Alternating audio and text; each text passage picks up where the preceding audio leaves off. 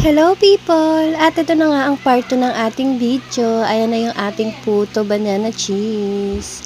At nandito na nga kami sa aming Lala Move Ride. Nag-Lala Move Ride nga kami dahil nga may discount akong 200 pesos. Pero kung wala ay magkukommute talaga kami.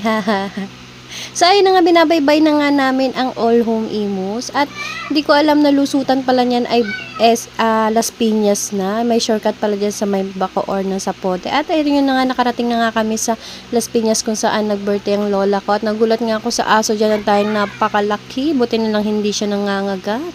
At tinanap ko kaagad yung lola ko pagpasok ko ng bahay. Nagsisisigaw nga ako dyan at nagtaka ko sa bahay nila at bakit ang daming bagong mukha. Kaya naman sinabi ko, tama bang bahay na napasukan ko? At tama naman at nakita ko ang lola ko at binati ko kaagad siya ng happy birthday at ibinigay ko kaagad ang banana puto cheese na aking regalo. Kaya naman pakinggan nyo ito.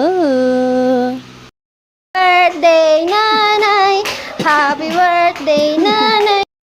At matapos ko ang kulit-kulitin ng lola ko dyan, ay umakyat nga ako sa taas dahil nga nabalitaan ko na may pa-swimming ang lola nyo. At ayan na nga, nakita ko nga yung mga pinsan ko at nagsisisigaw nga sila dyan at nagsisisigaw din ako. Ganyan nga ang batian naming magpipinsan. Kaya naman na nakita ko yung swimming pool ay na-excite nga ako pero naisip ko na wala pala akong dalang pang swimming. Kaya sila na lang ang mag-swimming dyan. At nakita ko nga rin yung pinsan ko na nakatira sa Alapan sa Imo. Sabi ko kaya dyan nandito ka pala. At ayun na nga, nagsisi-okrayan na nga itong mga pinsan ko. At sabi ko ibablog ko kayo kasi binubuli niyo ako. At enjoy na enjoy nga ang mga anakis ko dyan. Kaya naman tara, maglibot pa tayo sa bahay ng lola ko. At ayun na nga, dahil nga sa sobrang kakulitan ng mga pinsan ko ay ginawan talaga nila ng paraan para naman magkaroon ako ng damit pang swimming. Ayan.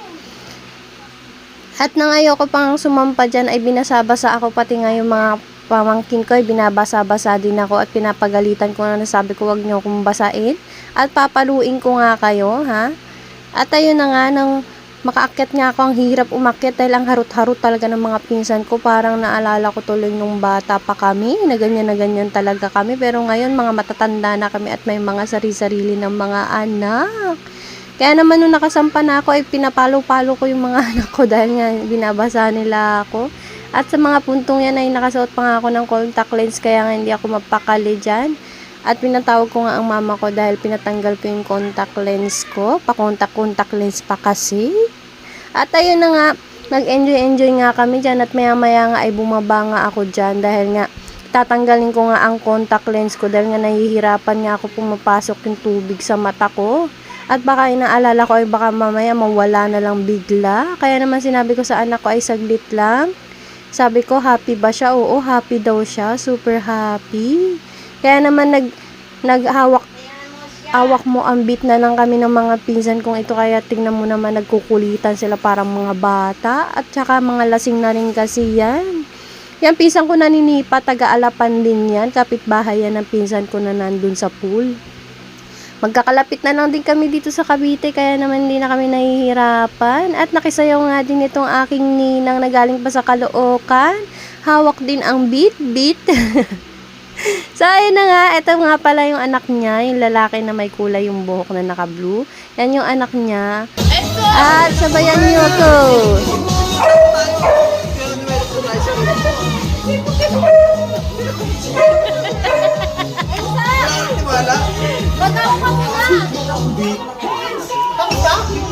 At ayun na nga, nagsisayawan na nga, sobrang saya nga yan, pero bumaba nga muna ako dyan at tinanggal ko nga yung contact lens ko. At ito nga pala yung pinsan ko. At ito naman pamangkin ko at tita kong napakaganda. So ayan, minadali ko nga lang i-flex yung mga tao dito sa bahay. At ninang ko at yan ang lola ko na may birthday. Happy birthday, nanay! At binilibot-libot ko pa nga, ito naman yung pinsan ko na hindi lumalabas ng bahay. At ito yung mga baliw kong pinsan sa taas ay nagsibabaan nga. Mga lokaret. Ito naman yung pinsan ko sa Caloocan. Pinsan ko din yan. Kapatid nung nagsasasayaw sa taas kanina. At ayun, panganay naman niya yung nasa likod niya. At naghanap pa nga ako ng mga tao. Sabi ko wala na. Kaya naman tara na. Ilibot-libot na nga tayo ulit. At kinulit ko nga yung Japanese kong pinsan. Ayan. Japanese yung daddy niya. So ayun na nga. Maya-maya nga nakikulit nga ako dito sa mga pinsan at pamangkin ko. At ayan, tito ko naman yan. Ang sabi ko, mas maputi ako sa kanila. Sa charos. So, ayun na nga. At ito na yung pinaka-exciting part. Ang birthday ni nanay.